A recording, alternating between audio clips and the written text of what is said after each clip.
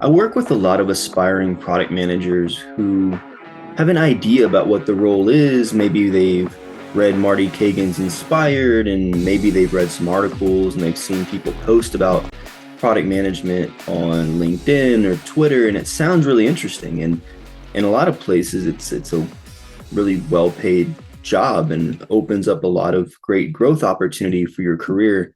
It certainly has for mine. But one thing that often comes out of early conversations with either early career PMs or aspiring PMs, when I ask them, why do you want to get into this role? What is it about it that makes it exciting? A lot of times I hear it's about ideation and creativity and building stuff. And all those things are great, but it's not enough. And it's actually dangerous if that's where you solely focus your attention is on the ideation phase. Welcome into Lessons in Product Management. Today, we're going to talk about the dangers of ideation, when it's appropriate and when it's not.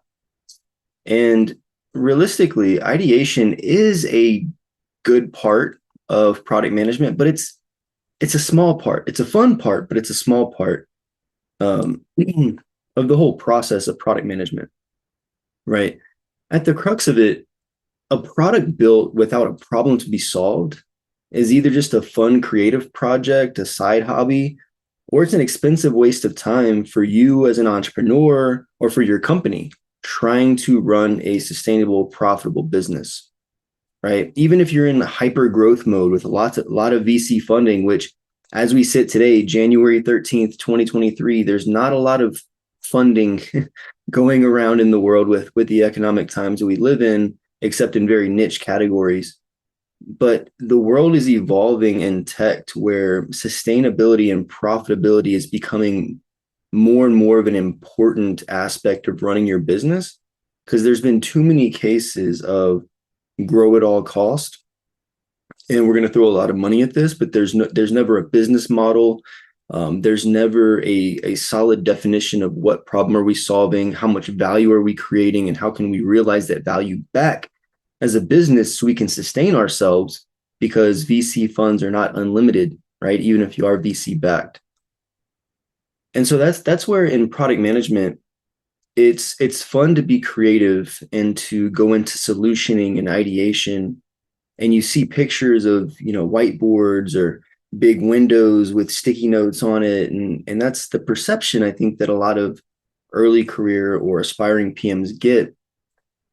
But it's not limited to the early career or aspiring PMs who can fall into that trap. A lot of times we go into this, they call it the double diamond, right? Where you can diverge on topics and go into creative mode, but you got to converge and come back on decisions and validation. And really, validation is the other side of ideation, right? It's fun to be creative. It's fun to think of what opportunities may exist in your market or for your customers. But if you don't put the rigor to validate those things, then ideation is really a waste of time, right? You need to understand, are you actually solving a problem before we build a solution that goes and tries to find a problem to solve? That's backwards, and too many products have been built that way, where engineers or technically minded product people will see this new technology, whether it's AI or, back in when Intel was doing RealSense and Microsoft had Connect, and you had different things with like 3D motion sensing technology. There was limited success, but it hasn't really changed the way we interact with technology like companies thought it would, because we were in pursuit of a technology and there was never a good enough problem that it can solve well enough to where it really stuck outside of really niche cases, right? And as a product person, we bear a lot of responsibility in the decisions that we make, right?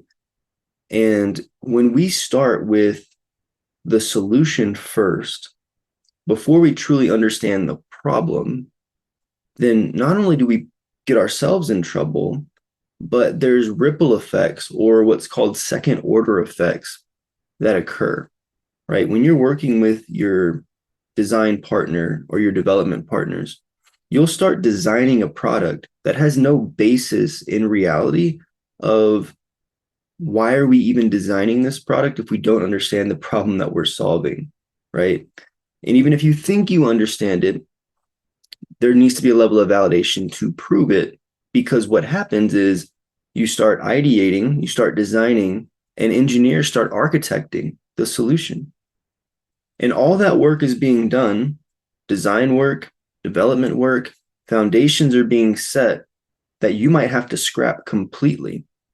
So instead of wasting the time doing work that you're going to throw away, take that time to truly validate the opportunities that are in front of you or the problems that you're trying to solve that will allow you to go into an ideation phase that you feel a lot more confident in, and that doesn't waste everyone's time. It's better for engineers to be part of discovery, to have the context behind the problem, than to be wasting their time architecting or engineering a product that all that code is going to go to waste anyway. It's all going to be deleted because you haven't done the legwork up front.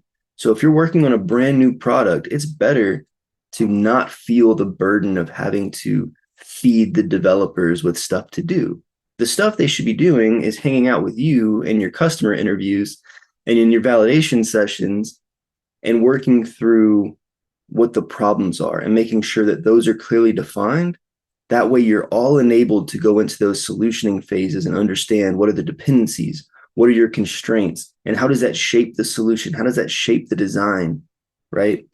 And so as fun as ideation is, and I love it, but there's a level of rigor and a level of responsibility we must feel to say if we're going into ideation, it's because we have a well-validated problem that we're trying to solve. And the ideation session is about that, not about some pie in the sky, blue sky, aspirational, I want to be Steve Jobs type of let's go build the future when you don't know if anyone's going to adopt the future that you are trying to build. But at the end of the day, the point of this is ideation is great, but it has its proper place within the cycle of the product management discipline. And if you take nothing away from this, take away that when you go to ideate, first take a step back and ask, do we truly understand and are we confident in our understanding and framing of the problem we're trying to solve before we actually dive into this ideation? Or do we need to take a step back and do the foundational legwork first? So I hope this was helpful for you in your own product management discipline. And I'll see you next week for another lesson in product management.